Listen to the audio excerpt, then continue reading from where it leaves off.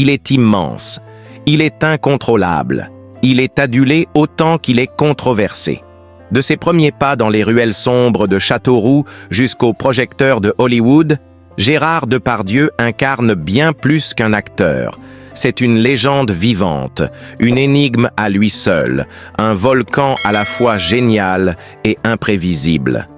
Avant qu'il ne devienne l'un des plus grands noms du cinéma français, Gérard Depardieu était ce jeune garçon bègue et rebelle, fils d'un ouvrier analphabète et d'une mère épuisée, qui a connu la rue, la prison, la délinquance. Oui, vous avez bien entendu, avant les tapis rouges, il y a eu les bancs de la délinquance juvénile. Mais comment ce gamin perdu, au regard sauvage et au poing toujours prêt à frapper, a-t-il pu gravir les échelons jusqu'à devenir l'ambassadeur mondial du cinéma français? Et surtout, à quel prix? Derrière les rôles mythiques de Cyrano de Bergerac, Jean Valjean ou Obélix, se cache un homme tiraillé entre génie artistique et excès autodestructeurs. Gérard Depardieu a tout connu. Les plus grands réalisateurs, les plus belles femmes, les scandales, l'exil fiscal, les amitiés politiques sulfureuses et les douleurs secrètes. Mais ce que peu de gens savent, c'est ce qu'il cache derrière ce regard souvent moqueur et ses réponses à contre-courant. Un passé rempli de blessures, un présent chaotique et un futur toujours incertain. Dans cette vidéo, vous allez découvrir comme jamais la vie de Gérard Depardieu, ses origines, ses drames, ses triomphes, ses secrets les mieux gardés. Alors attachez votre ceinture, car ce voyage au cœur de l'âme la plus volcanique du cinéma français ne vous laissera pas indemne. Et surtout, abonnez-vous dès maintenant à notre chaîne pour ne rater aucune révélation. Car ici, on ne raconte pas simplement des histoires, on lève le voile sur les légendes. Gérard Depardieu n'est pas un simple acteur, il est un phénomène. Une présence qui habite l'écran avec une intensité rare, une figure incontournable du cinéma français dont la trajectoire a bouleversé les codes, brisé les carcans et fasciné des générations entières. Et s'il est aujourd'hui connu aux quatre coins du monde, c'est parce qu'un jour, un rôle a tout changé. Un rôle qu'il a révélé non seulement comme acteur, mais comme incarnation vivante d'un personnage légendaire. Tout commence dans les années 1970. À cette époque, Depardieu n'est encore qu'un jeune homme au passé turbulent, un garçon venu de la rue, marqué par une enfance difficile qui traîne une allure de voyou poétique. Il ne rentre dans aucune case. Trop brusque, trop intense, trop vrai. C'est cette vérité brute qui va attirer l'attention de Bertrand Blier. Ce dernier lui confie un rôle dans un film qui fera scandale, Les Valseuses. Ce film va bousculer la France, déchaîner les critiques et faire naître une étoile. Gérard Depardieu y est cru, libre, totalement dérangeant. Et pourtant, on ne peut détacher les yeux de lui. Le public comprend qu'un acteur hors norme vient de naître. À partir de là, Depardieu enchaîne les rôles avec une puissance inégalée. Le dernier métro de François Truffaut le propulse au sommet. Jean de Florette révèle sa profondeur tragique. Il devient celui qui peut tout jouer. Le prolétaire, le poète, le monstre, le martyr. Mais s'il ne fallait retenir qu'un seul rôle, celui qui a fait entrer son nom dans la légende, ce serait Cyrano de Bergerac. C'est en 1990 que le film de Jean-Paul Rapneau sort sur les écrans. Gérard Depardieu y incarne le célèbre personnage d'Edmond Rostand, et dès les premières minutes, une chose saute aux yeux. Ce n'est pas un acteur qui joue Cyrano. C'est Cyrano lui-même qui vit à travers lui. Le panache, la douleur, l'amour secret, la fierté blessée, tout est là. Dépassant le costume, les vers, la mise en scène, Depardieu livre une performance d'une rare intensité. Il ne récite pas le texte, il le brûle de l'intérieur. Sa voix grave donne une profondeur bouleversante aux tirades. Son regard habité raconte ce que les mots ne disent pas. Le public est conquis, les critiques aussi. Le film triomphe. Depardieu remporte le prix d'interprétation masculine à Cannes, un César du meilleur acteur et une nomination aux Oscars. Pour beaucoup, c'est le sommet de son art. Mais ce qui frappe chez Depardieu, c'est sa capacité à embrasser tous les registres. Il peut passer du grand théâtre classique à la comédie populaire avec une aisance déconcertante. Il tourne aussi bien pour Ridley Scott que pour Claude Berry, pour Peter Weir que pour Alain Corneau. Il devient Obélix dans les superproductions Astérix avec une bonhomie tendre qui amuse petits et grands, mais il reste capable, dans le même temps, d'endosser des rôles sombres, tourmentés, bruts. Gérard Depardieu, c'est une dualité permanente, celle d'un homme immense, au propre comme au figuré, capable de violence et de douceur, de rage et de tendresse. Sur un plateau, il est imprévisible. Il peut bouleverser une scène en y injectant une vérité que personne n'avait prévue. C'est cette authenticité qui le rend unique. Il ne compose pas, il ressent. Il ne triche jamais. Même dans ses excès, dans ses provocations, dans ses silences, Depardieu reste vrai. Son œuvre est immense, mais si l'on devait pointer l'instant où la France entière a compris qu'elle tenait là un géant, ce serait sans doute ce moment précis, cette scène poignante de Cyrano, où il déclare son amour sans jamais se dévoiler, caché dans l'ombre, la voix tremblante, le cœur à nu. Ce n'est plus du cinéma. C'est de la vie pure, projetée sur grand écran. Gérard Depardieu n'a jamais cessé de surprendre. Il a été Christophe Colomb pour Ridley Scott. Il a prêté ses traits à Danton, à Balzac, à Raspoutine. Il a habité les figures les plus puissantes de l'histoire comme les plus humbles. Il a vécu 1000 vies sous les yeux du public. Et à chaque fois, ce public en est ressorti changé. On croit tout savoir de Gérard Depardieu, l'acteur immense, le monstre sacré du cinéma, la voix grave, le regard intense, le corps d'un géant. On croit connaître son œuvre, ses excès, ses coups de gueule, ses rôles inoubliables. Mais derrière le rideau des projecteurs, loin des flashs et des tapis rouges, il existe un autre monde, celui, plus discret, de l'homme privé, le père, le patriarche, le propriétaire de terres, de vignes, de maisons aux quatre coins du monde. Car Gérard Depardieu, en plus d'être une légende du 7e art, est aussi un homme d'affaires, un investisseur, un amoureux de la terre et de ses racines. Et surtout, il est le centre d'une famille dont l'histoire est aussi tourmentée que touchante. Il faut commencer par là où tout a commencé. Châteauroux, une petite ville du centre-Val de Loire.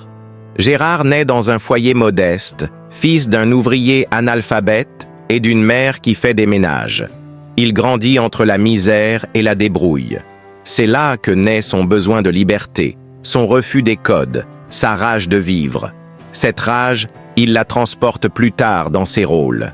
Mais c'est aussi cette enfance qui nourrit chez lui un rapport viscéral à la propriété, à la terre, à l'indépendance. Au fil des années, l'acteur ne se contente pas d'accumuler les Césars. Il bâtit un empire discret. Il achète des vignes, fonde son propre domaine viticole, s'implique dans la production de vin. Dans l'Hérault, à Agnan, il investit dans des hectares de vignes avec son ami Bernard Magrez. Son vin, le Bien Décidé, porte bien son nom. À Tigné, en Anjou, il rachète même un ancien domaine qu'il transforme en joyau. Pour Depardieu, produire du vin, c'est une forme d'art. C'est aussi une manière de revenir à quelque chose de simple, de vrai, loin des paillettes. Mais ses investissements ne s'arrêtent pas là. Paris, Bruxelles, Istanbul, Moscou. Gérard possède des biens dans plusieurs pays. Il aime voyager, mais il aime aussi s'implanter. Dans chaque lieu, il laisse une empreinte.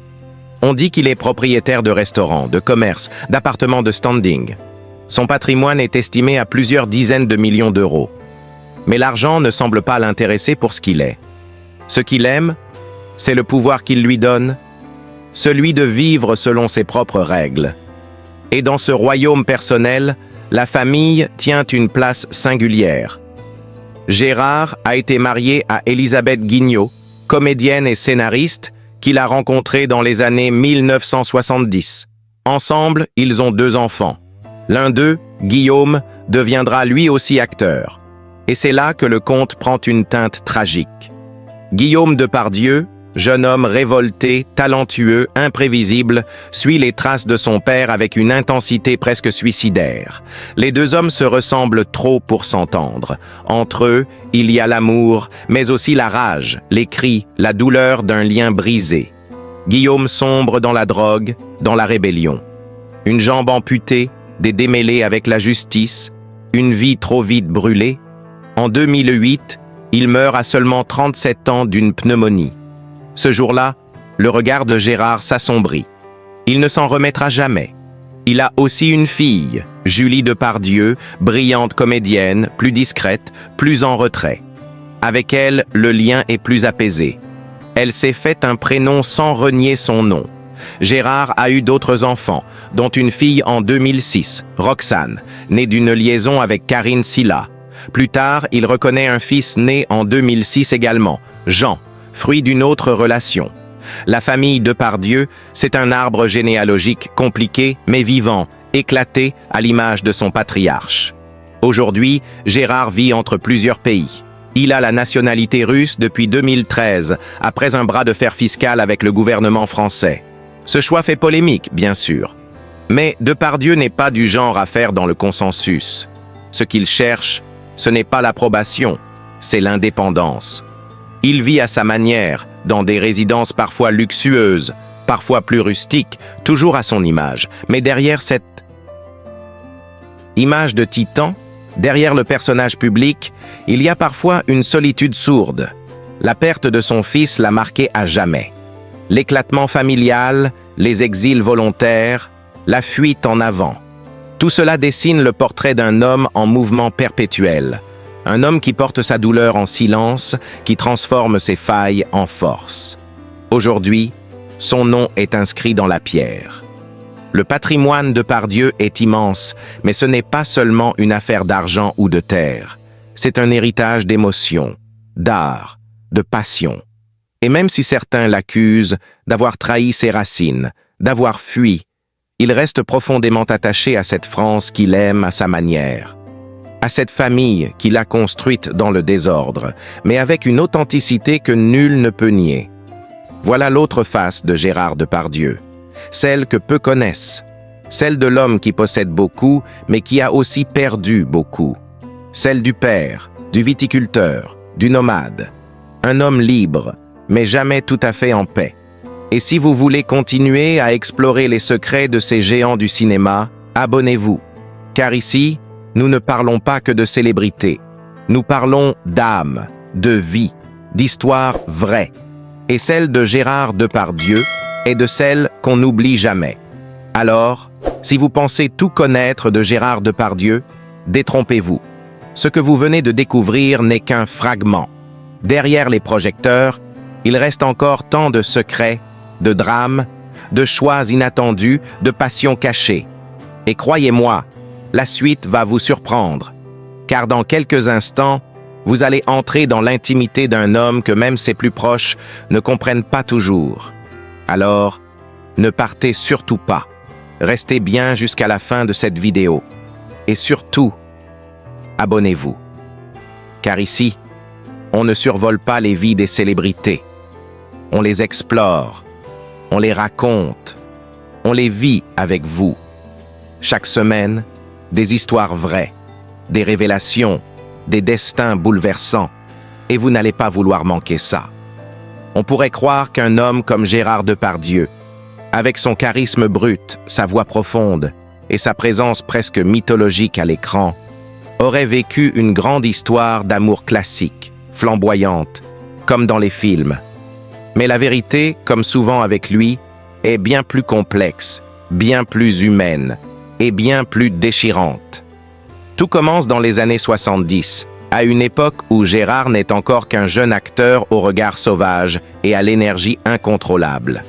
C'est là qu'il rencontre Élisabeth Guignot, une femme brillante, cultivée, comédienne et scénariste. Elle n'est pas une simple compagne. Elle devient sa partenaire, son ancre, sa muse. Leur relation n'est pas un feu de paille. Elle dure près de 3 décennies. Ensemble, ils traversent les débuts incertains, les auditions ratées, les espoirs et les frustrations. Et puis, vient le succès. D'abord timide, puis fulgurant. Élisabeth est là quand Gérard devient une star. Elle assiste à la transformation de l'homme qu'elle aime en icône nationale. Mais cette ascension fulgurante a un prix. Plus la lumière est forte, plus les ombres grandissent. Gérard est un homme de passion. Il aime avec une intensité animale, parfois incontrôlable. Et cette intensité, elle déborde. Avec Élisabeth, il aura 2 enfants. Guillaume, d'abord, puis Julie. 2 destins opposés. Guillaume, lui, hérite de la colère de son père. Il brûle la vie par les 2 bouts, avec la même flamme que Gérard, mais sans la carapace. Leur relation est orageuse, faite de cris, de silence, de retrouvailles, de rejets. Gérard l'aime, c'est certain, mais il ne sait pas toujours comment le lui montrer. Et cette blessure, elle ne se refermera jamais. Julie, elle, choisit un autre chemin. Plus discret. Elle devient actrice, elle aussi, mais sans le chaos. Elle s'éloigne du tumulte, sans renier le nom de Pardieu. Mais entre Gérard et Élisabeth, le lien s'effiloche. L'amour s'use, rongé par les infidélités, les absences, les excès. Gérard, fidèle à lui-même, refuse les cages, même dorées. Il tombe amoureux. D'autres femmes, d'autres visages, d'autres histoires. En 1992, leur séparation est consommée. Mais étrangement, ils ne divorcent pas tout de suite. Comme si un fil invisible, au-delà des disputes, les liait encore. Parmi les relations marquantes de Gérard, il y a Karine Silla, la mère de Roxane, sa fille née en 1992.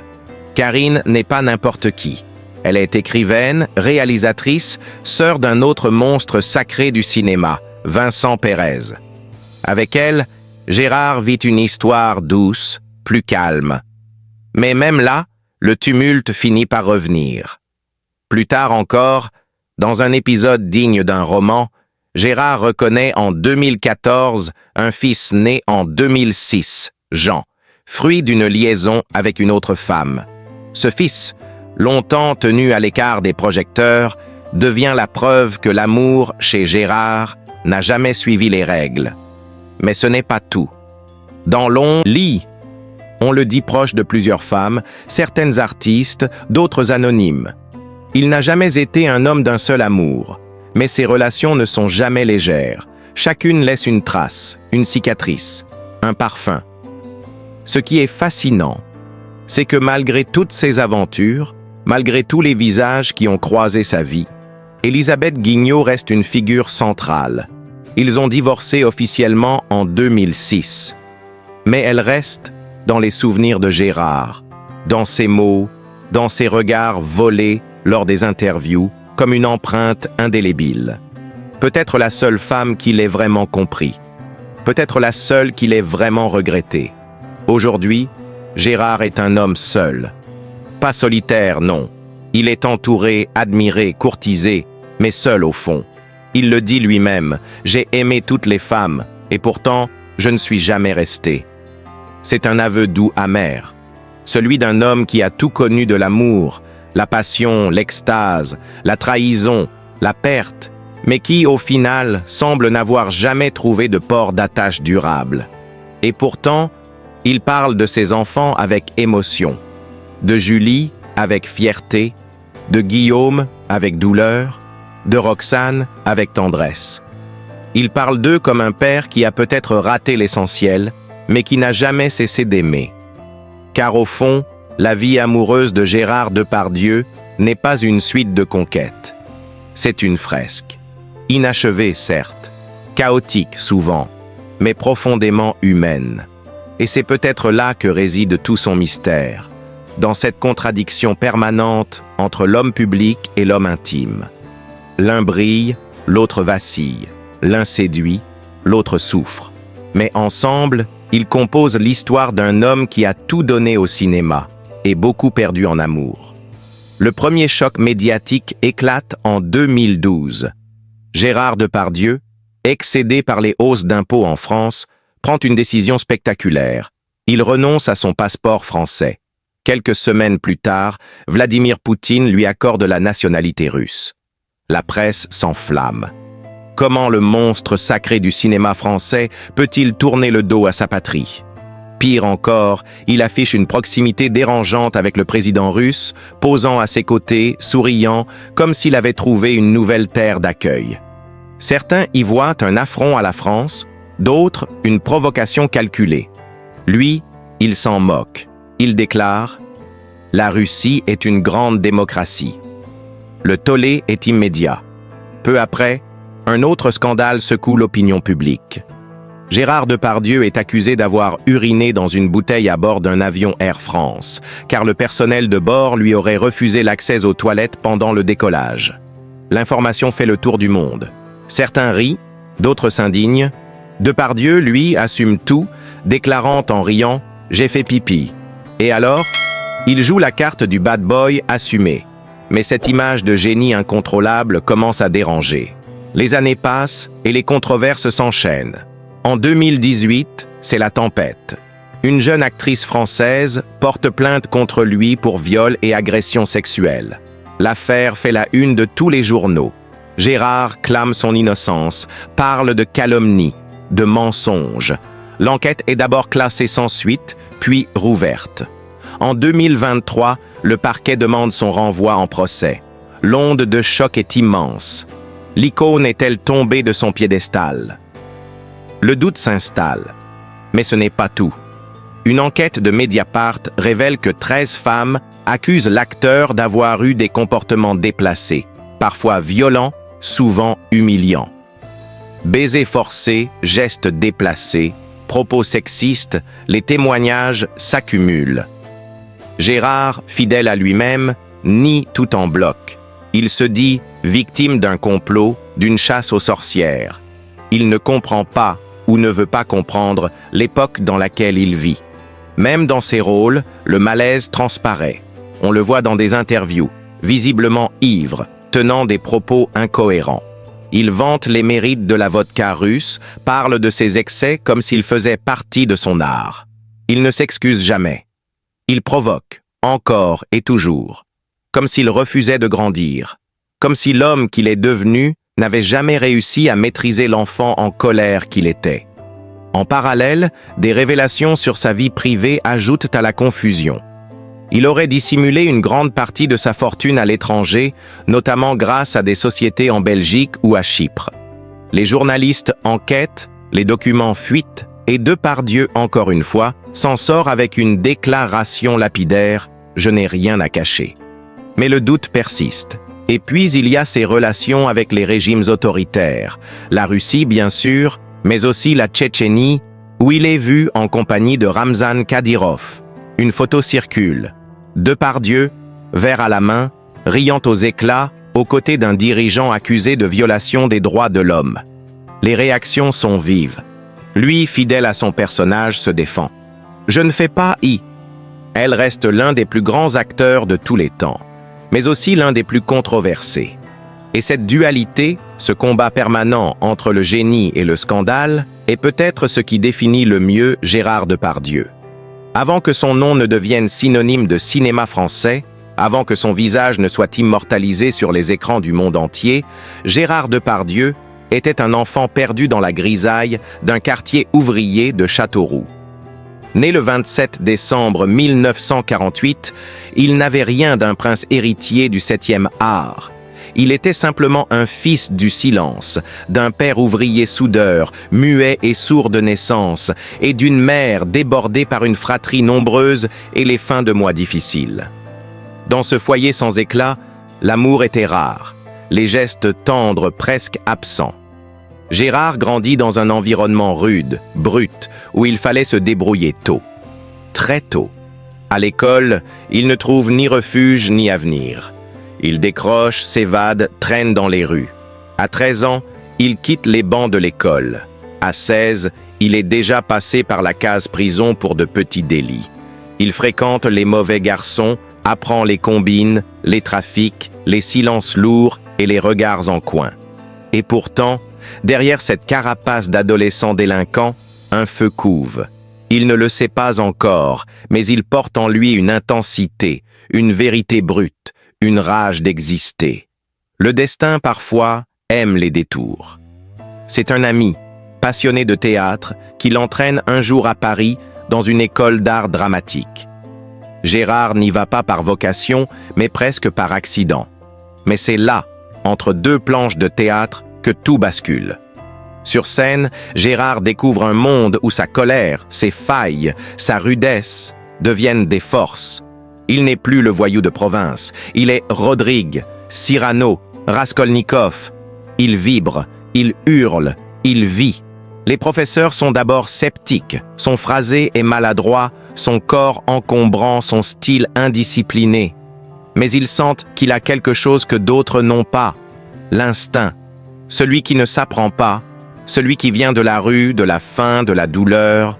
Le jeune Depardieu ne joue pas un rôle, il le devient, il le traverse, il l'habite, et peu à peu il fascine. Sur les scènes parisiennes, un nom commence à circuler. Un nom encore rugueux, mais déjà chargé d'une promesse, celle d'un acteur qui ne triche jamais. Gérard Depardieu est l'un de ces rares artistes dont le talent est né du chaos. De cette enfance cabossée, il tirera une force incroyable. Et chaque personnage qu'il incarnera portera en lui l'écho de ce petit garçon silencieux de Châteauroux, de ce voyou repenti, de cet homme en perpétuelle quête de vérité.